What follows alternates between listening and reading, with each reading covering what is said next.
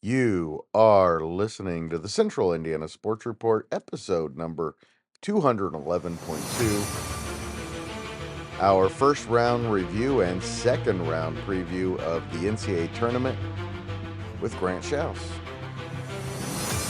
You're listening to the Central Indiana Sports Report with your host, Greg Mengelt.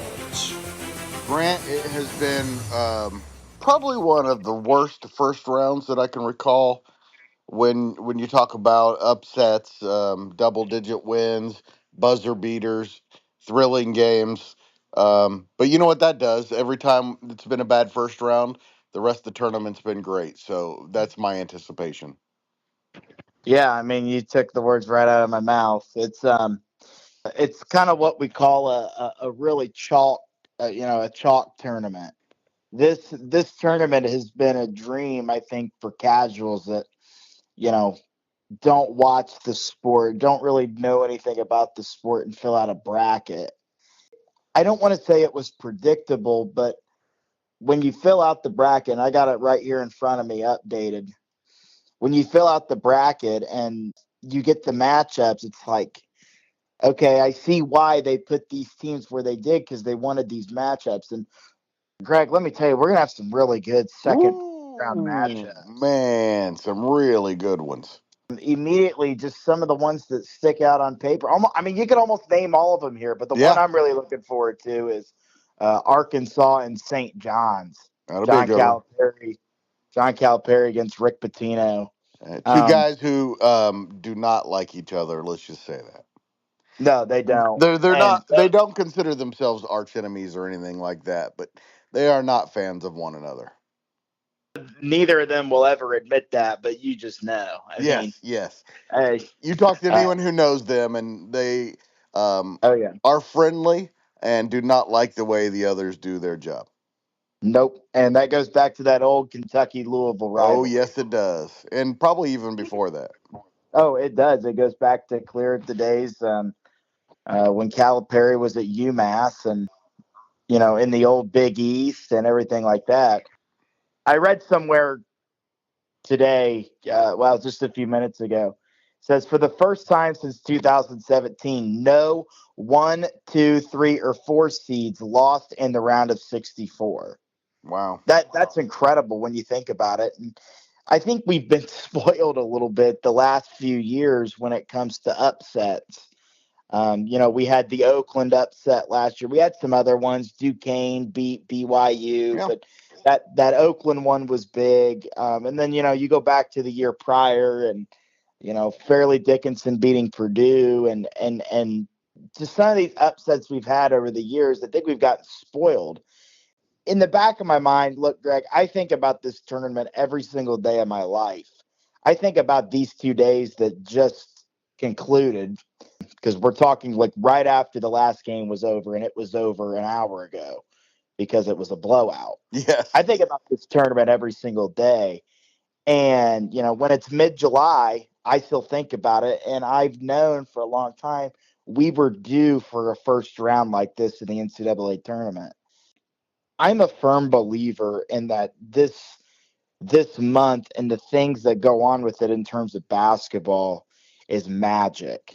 I'm convinced. I'm not so sure it's the preparation, the scouting, it's the team that's better than the other. I know I sound dumb, but I'm convinced that somehow, some way, there's a little bit of magic, and I mean that because this tournament has never let us down. Nope. And these first 2 days, I hate to say it, kind of let us down. But you have to realize that hopefully, and I don't want this to come back and bite me, and I don't think it will. Hopefully, this is not the last ever tournament, with other things that go on in the world. The tournament in 2020 was canceled and futures were uncertain and all that kind of stuff. Right. And ever since then, the tournament, especially the first round, is really good. The tournament is remembered by everyone. The tournament is remembered by these first 2 days. That's how people remember the tournament. And the Final Four. Yes, I agree. The Final Four. People don't really define the tournament as the Sweet 16 and Elite Eight. No, The people that just come out for it when it starts, the ones that aren't watching all year. For me, yeah, it's different. But the for all the casual, day, the people who watch all day Thursday and Friday, and then are casual kind of the rest of the way until the Final Four. exactly.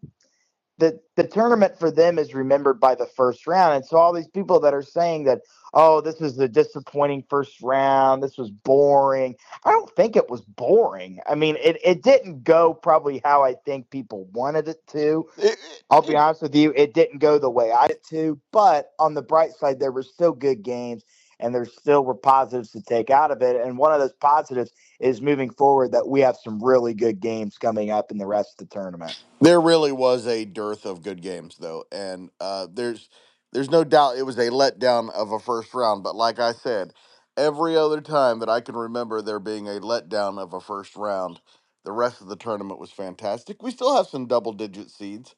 I'd say that New Yeah. Mexico, they probably qualify as a Cinderella. They have a chance to make a run. They, like Oregon, I've been talking about with Shellstead, they've got a great guard. Anytime you've got a great guard who's going to be the best player on the floor almost every night, you got a chance to win. It's a good Yeah. Colorado State team, and Drake, of course. Arkansas. So you have three double digit seeds in the West, but there's a very good chance that ends up going 1, 2, 3, and 4. So, No question. but let's start in the Midwest, where our only Indiana team, the Purdue Boilermakers, are playing. Nice win for them over High Point. I thought they played really well, especially considering Braden Smith missed a lot of shots he usually makes. And now they get a McNeese team that is obviously very well coached. We know that. But a chance to go to Indianapolis and play the regional round near home. Yeah, that's got to be an extra motivating factor, right? Yeah. The thing is with that Purdue High Point game is obviously you're rooting for the upset, and I'm an IU fan, so I'm rooting for High Point, just as if Purdue fans would be rooting for whoever Indiana was playing. The thing is that struck me that I was just so shocked is that you mentioned Purdue played well. Purdue really, I don't think, turned it around until just maybe midway through the second half, maybe later, maybe about the Yeah. 6 or 7 minute mark. But that's a good High Point team. High Point hung with them. Yes, they The did. thing is that kept killing them is that High Point team, Greg, is played maybe some of the worst defense I've ever seen. Some, ooh. I mean, they could not guard their own shadow. But part of that, don't you think, Grant, is that Matt Painter had 4 days to prepare, and when Oh, when you give him 4 days to prepare, he's going to find a weakness. oh, there's no question. That was always the thing about Coach Knight too, is that when Indiana and Coach Knight then had time to prepare, Indiana always played really good. Hmm. And that's not just a Matt Painter or a Bob Knight. That's an every good coach thing. Right. When they have time to prepare. And that's why you get a day in between tournament games, is for that day off to rest and then for these staffs to prepare. And it sometimes puts the game in the hands of the players. And that's where you get these upsets. Now, I think going forward with some of quote unquote the chalkiness of the teams that are left, it's going to set us up for a really good Sweet 16. It's going to set us up for a good Elite Eight. Yes. Uh, And we're talking about that in the Midwest. Houston Gonzaga be playing on Saturday, as will UCLA Tennessee. Is that yeah, correct? Yes. yes. So those are some really good games in that bracket. And Illinois, Kentucky's the other one. And McNeese, like we said, they're athletic. They have a great coach. At this point, after watching around, who comes out of the Midwest?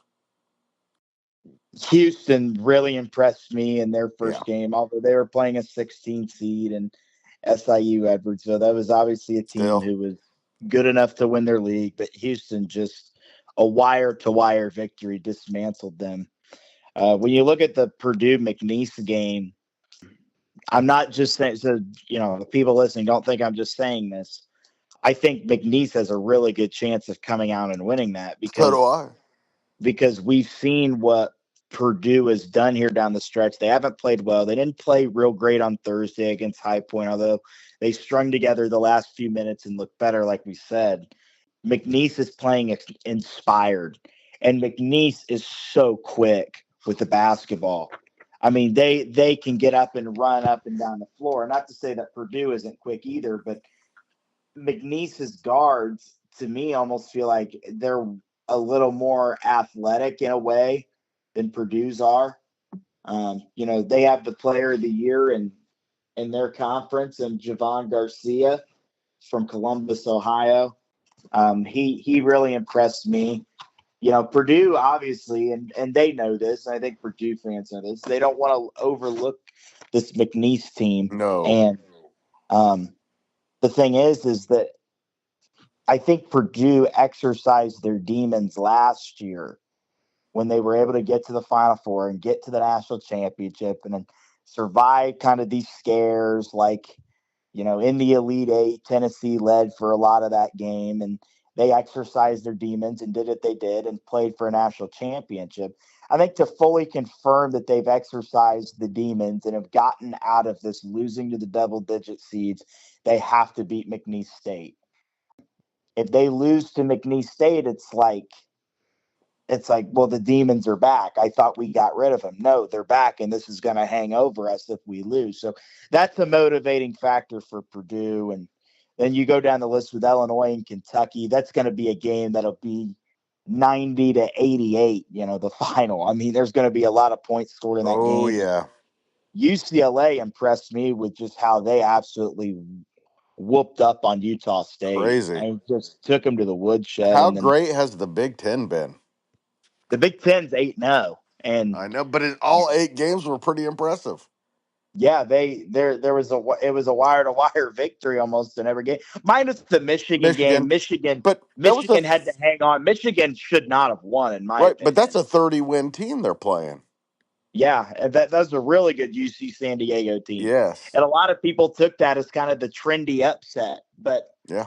Michigan hit a three late. Will Cheddar hit a three, and his heel was out of bounds, and nobody caught it until afterwards, and it was too late to go and reverse the call. Right. I mean, you can't take that off. I mean, there were other plays that had already happened. It wasn't discovered until the next time out. Michigan really was the only one that I think was kind of a scare. The best game, I think the game I've enjoyed the most was Arkansas and Kansas. I mean, that was a good one. really good. All right. That was a great game throughout. Well, then let's go to the West, where speaking of the Big Ten, Maryland was very impressive as well. Colorado State, one of the teams that is a double-digit. Drake as well beat Missouri. A lot of people picked Drake. I think you and I both said we did. Yep. So that's not a surprise. Arkansas over Kansas, not a surprise. I don't think there was any surprises in this bracket. Now it sets up Florida, UConn should be a really good one. Drake, Texas Tech should be a good one. So, and then, like you said, Calipari versus Patino in not Kentucky and Louisville. I know. I think that's going to be a little weird seeing them coach different teams, different shades of red. Nice job by the committee putting them together, though. Oh, they did that for a reason. They Of do that course, stuff yes. for a reason. Of People don't course. realize it, but they do. It's all about TV. TV controls this tournament. Absolutely. It's not really the selection. Yeah, they decide who gets in, but TV then says, "All right, we got it from here." And TV, believe it or not, and this is probably no surprise to you because you know the media, but TV has a lot of say on who gets in and Absolutely. who doesn't. You know, they tell the committee, give us some great storylines with your brackets, please. Absolutely. And that's why they match it up the way they do. But, talking about the region, the team that impressed me today, and this comes as no surprise, was Florida. Ooh, I mean, man. oh, my God. They look so Doing what good. they did to that poor Norfolk State. Norfolk State, give them credit. They actually, I thought, outplayed Florida for most of the second half. The game was already out of reach. The game was over when it was 24-5. I mean, Right. And Florida just has Norfolk looked had this no shot. good for weeks now. Yeah, Florida has kind of, I wouldn't say come out of nowhere because they've been good all year. But if you would have told me back in January that they'd be a Right. 1 seed, I wouldn't have believed you. I thought they'd Right. be about a 3 seed just because of the way their schedule is and how good the league was. But they proved what they did, and them winning the SEC tournament. Whoever was going to win the SEC tournament, if it wasn't Auburn, was going to get the last 1 seed. So Mm. that's why they got the last 1 seed because they won the SEC tournament. And then, of course, Alabama, the 2 seed over on the other side. Just that the SEC, we could go on and on about it like the Big Ten, but Yeah. it has kind of, I wouldn't say been disappointing because Texas A&M got out of the first round. Auburn got out. Ole Miss got Ole out. Miss. Ole Miss Yeah, and Iowa State. it's not been a disappointment at all for the SEC. It just hasn't been as good as the Big Ten. Yeah, the Big Ten has, I mean, not dominated outside of the Michigan game. They pretty much dominated because Michigan had to, hang on there down the stretch. Looking at this bracket, sitting here all year watching college sports, it's like I think about mid football season, especially like when Indiana football played Washington. That's when I was like, okay, I think I'm used to these West Coast teams. And then and then this NCAA tournament happens, and I'm like, oh my God, I can't believe we're referring to UCLA as one of the 8 Big Ten I teams, know it's crazy, isn't it? undefeated And that's undefeated Oregon. in the tournament. And And Oregon, yeah. yeah. And And so like I look at the bracket there with Oregon and Arizona, and I've been sitting there telling myself, like, wow, a conference game second round. Like, no, that's not a that's conference right. game. And I thought we'd see more of that, but that's the only one that's popped up of old conference Yeah. rivals. Oh But yeah. we're going to see that more, I think, in the Sweet 16. I Yep. really like this Maryland Florida matchup in the Sweet 16 if it gets to that. Drake, I like their chances of beating Texas Tech again. I would probably Too. pick them as well. And then St. John's, man, that one has three national contenders, I think. Oh my gosh, you're right. And my thing is with Arkansas is that if their ceiling is Yeah. anywhere. I mean, they're the only way for them to go is up. When I look at Arkansas and their path, this is a team that is either going to get beat tomorrow or I think could compete and maybe somehow sneak into the Final Four. Yeah. Just because they played so and they've gotten healthy. Like Boogie Fland, their star guard was not healthy for kind of the last half of the year, and they've gotten him healthy and they become a whole different team. So we'll see what they do against St. John's. I think they match up with St. John's really well, and that's why it's going to Yeah. be a good game. You kind of wish that game was prime time, but that's like at like 12:30, 1 o'clock tomorrow. Well, I Purdue is the very first game of the day. yes. Yeah, and I like that too.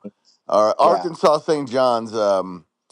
I will take Rick Pitino in game coaching over John Calipari any day as someone who covered both of them for a while. Give me yeah. Rick Pitino as an in game coach. I'll take St. John's, but I think it's hard to go against Florida in this region. I do too, and I'm really happy about the way this West region turned out because I was 8 for 8 on my picks there. Nice, So I'm good nice. with that. And I only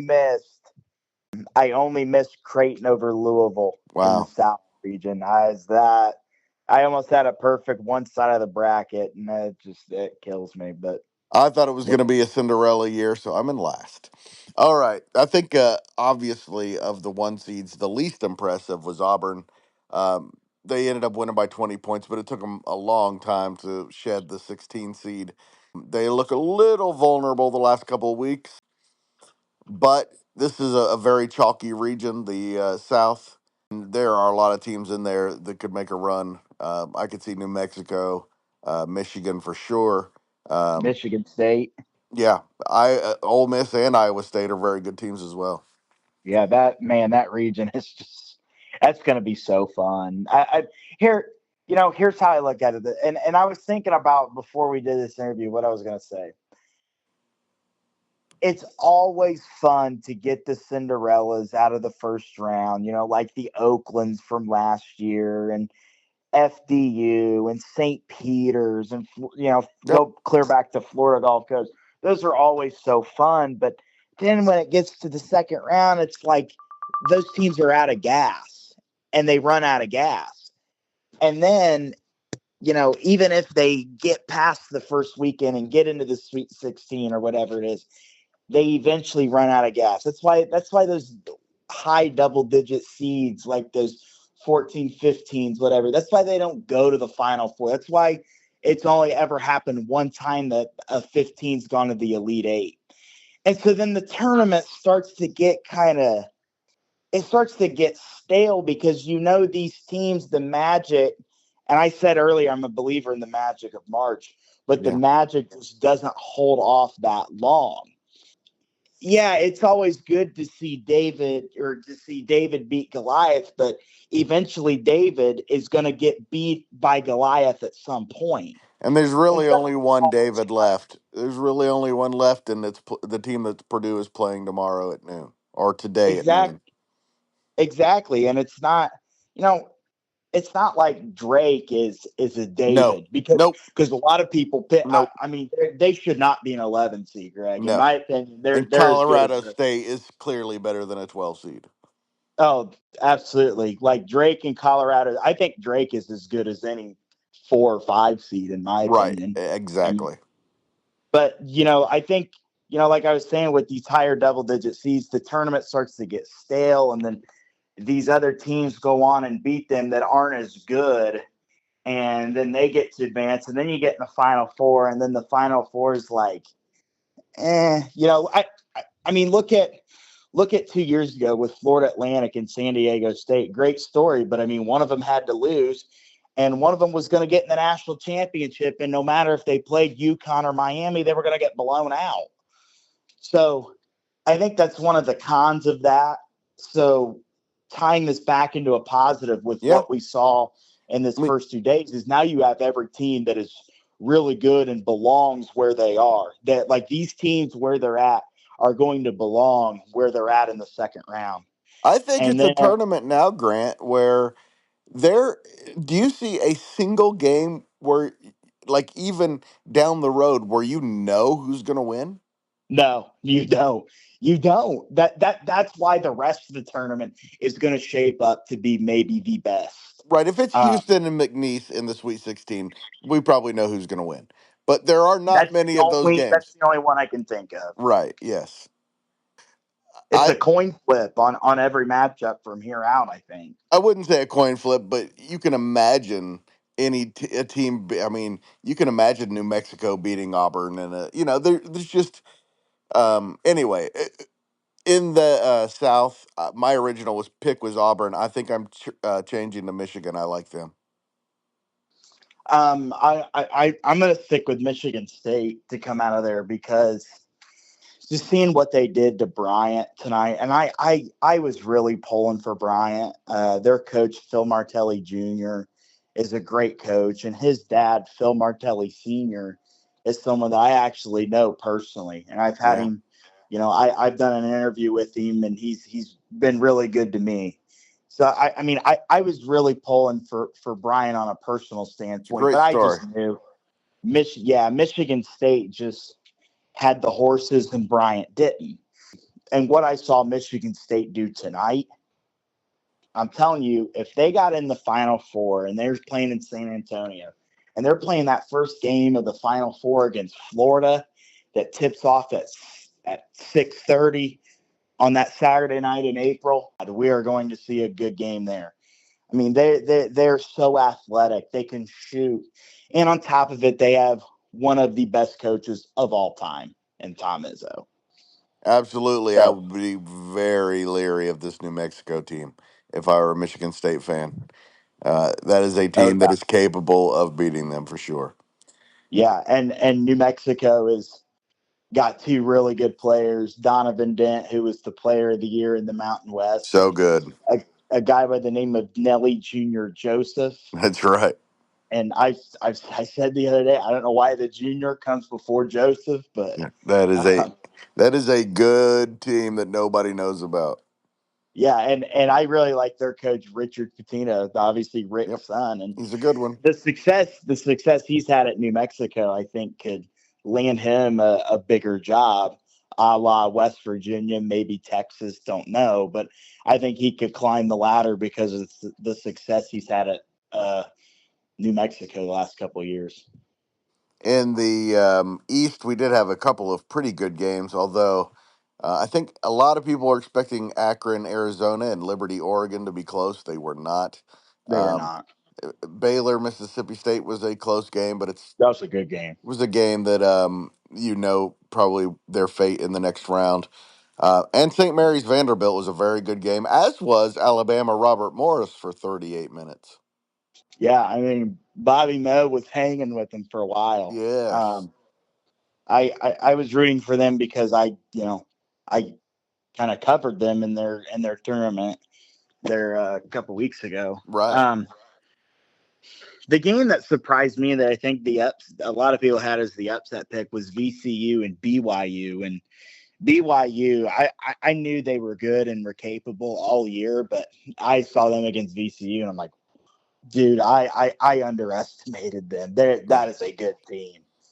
Grant, I really think we in the Sweet 16 we will see St. Mary's and BYU. That yeah, I mean that wouldn't surprise me at all. Alabama, Alabama's not making it out of. I'll be shocked if they get out of this weekend. I mean, I Yeah, could see, like you said, I could see St. Mary's beating them. and then I still like Duke with what they did. Obviously, they're playing a 16 seed who was a play-in 16 seed, not very good. yep. But they dismantled the opponent, which is what you're supposed to do. And Cooper Flag is the real deal. I still like Duke to come out of that region after what I saw today. I don't see any way they do not make it to the Elite Eight unless Arizona shoots like they did today. If Arizona shoots like they did Yeah, today, the whole tournament, they'll win the whole freaking thing. They could I not think miss a I think shot. I think Duke in their region is going back to what I said about the 50-50 coin flip. I think you're right in that it's not in Yeah, all of them yeah, in that region because I still think no matter what happens, even if Duke is to play Alabama in the Elite Eight, and I don't think that'll happen, but hypothetically speaking, I still think Duke is by far the best team in that part of the bracket. yeah. But to my point originally, if Baylor beat Duke, it would not shock you. It would surprise No, you, but no, no, it wouldn't shock you. it wouldn't. And so that's why, you don't have these upsets in the first round, but then when you can get a potential Creighton beating Auburn or a Baylor beating Duke, that's Right. when your upsets start to happen. And that's when the Or madness starts to happen. UConn, Florida, if you believe in Danny Hurley. Right. Right. Right. And And and I Gonzaga, Gonzaga Houston. Houston. Yeah. Yeah, Gonzaga looked really good.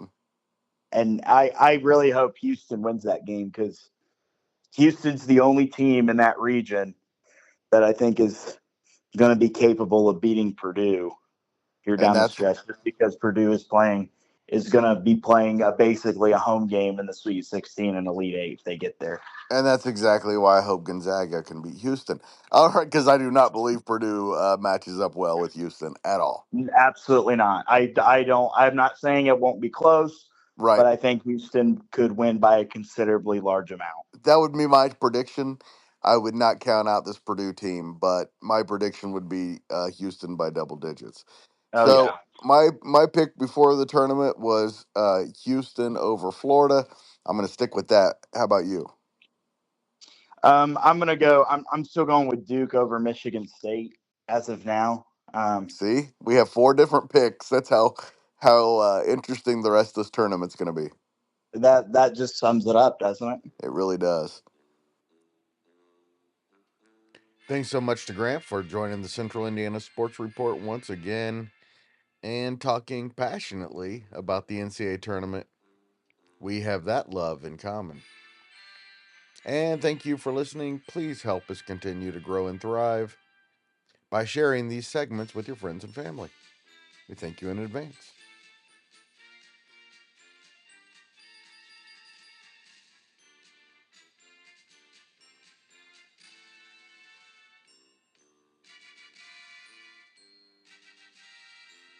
Central Indiana Sports Report is a product of ITG Media.